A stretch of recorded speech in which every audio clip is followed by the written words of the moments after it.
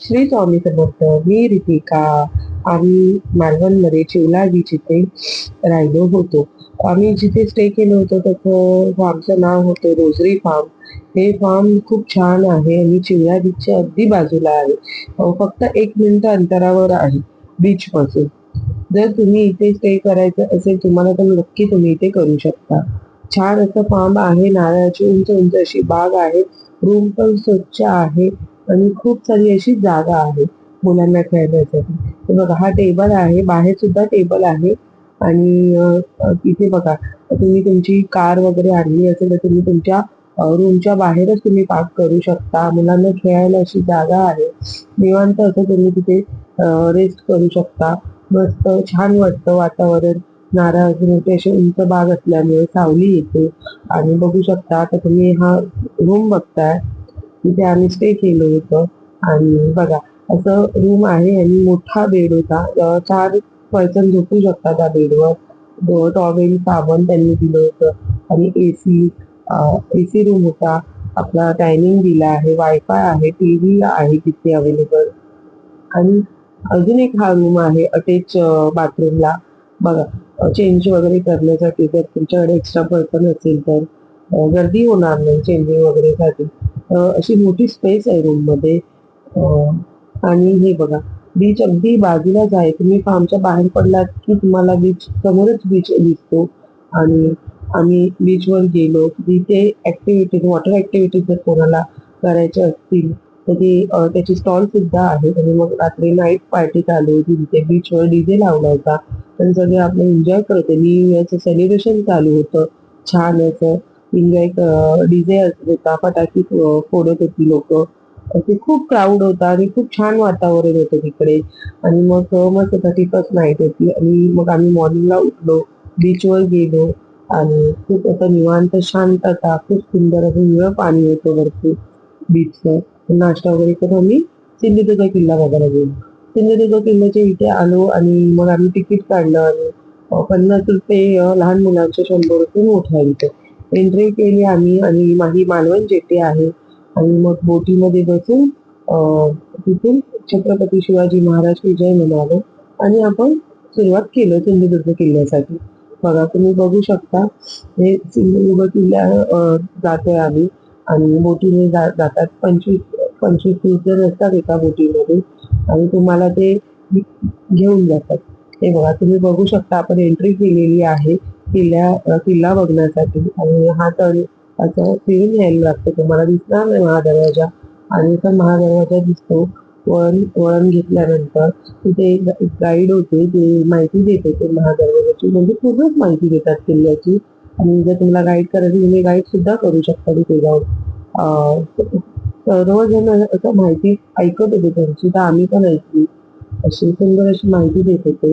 हनुमानाचं मंदिर होतं तिथे नमस्कार करून आपण आपलं पुढचं सिंधुदुर्ग किल्ला आपण बघायला सुरुवात करतो. बघा दरवाजा बघा महादरवाजा आहे हा आपला. हा खूप वर्षानुवर्षाचा जुना दरवाजा आहे आणि इथे काय बांधकाम झालेलं नाहीये दरवाजाचं. हा खूप म्हणजे तेव्हाचा दरवाजा आहे असं सांगत होते ते गाईड. बघू शकता तुम्ही. हे देऊळी आहे आणि देऊळीत आत गेल्यानंतर तुम्हाला खूप असं थंडावा जाणवतो आणि मग ऊन होतं थोडंफार ठीक होतं. हे छत्रपती शिवाजी महाराजांचं मंदिर आहे.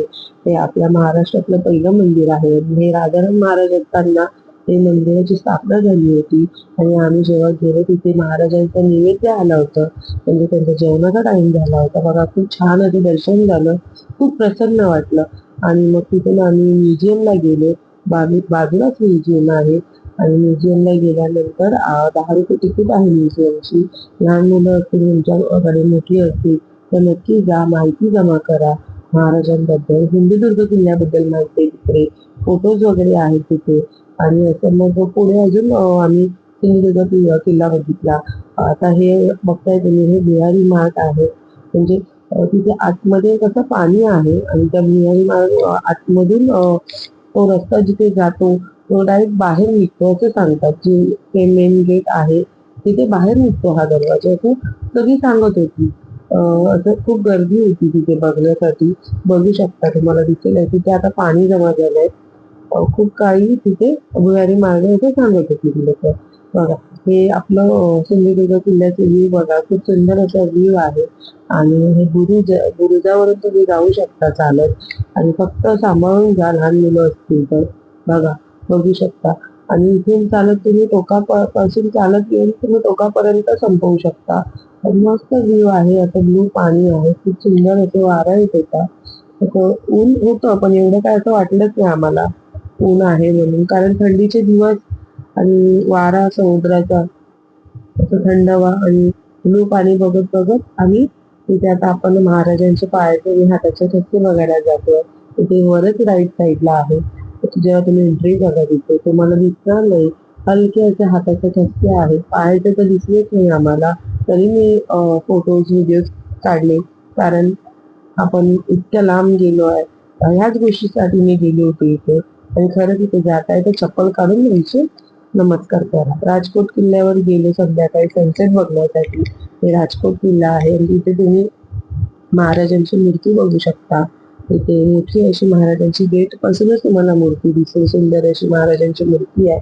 आणि इथे तुम्ही फोटोसाठी जाऊ शकता, सनसेट बघण्यासाठी जाऊ शकता. बघा, इथे बघू शकता, इथे महादेवाच्या पिंडीला आपण नमस्कार करून आपण महाराजांना नमस्कार करून तिथे फोटो वगैरे क्लिक करू शकता. सुंदर असे महाराज आपले दिसतायत आणि महाराजांकडे बघून खूप छान वाटलं मला. खूप असं मस्तच वाटलं. असं त्यांनी आपल्यासाठी एवढं केलंय. खरंच खूप खूप छान. सगळ्यांनीच जायला पाहिजे सिंधुदुर्ग किल्ला बघायला, राजकोट च्या इथे महाराजांचा पुतळा बघायला. हे बघा, आपण आता तारकर्लीमध्ये पोहोचलो आणि इथे हा तारकर्लीचा सुंदर असा बीच आहे, स्वच्छ. आणि आम्ही सनसेट बघण्यासाठी गेलो होतो, पण ऑलरेडी आम्ही सनसेट राजकोट किल्ल्यावर बघितला होता. तर काळोख झालं होतं. फक्त निवांत खूप वारा सुटला होता आणि बघू शकता तुम्ही, वारा इतका होता आणि काळोख पण झालं होतं. मग आम्ही आमच्या हॉटेलवर गेलो.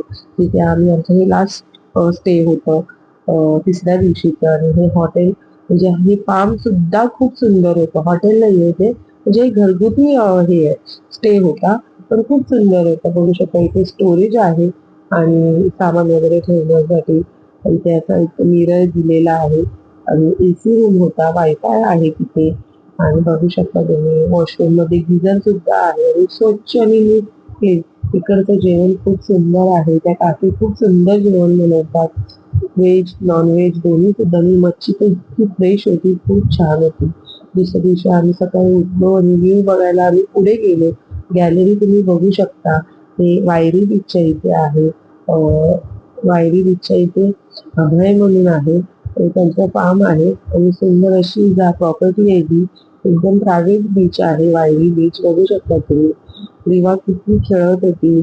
खूप तिला स्पेस भेटली होती खेळण्यासाठी. बघू शकता तुम्ही, वायरी बीच आहे आणि हा सकाळी आम्ही 7 वाजताचा फोटो काढलेला आहे. सुंदर असा व्हिडिओ.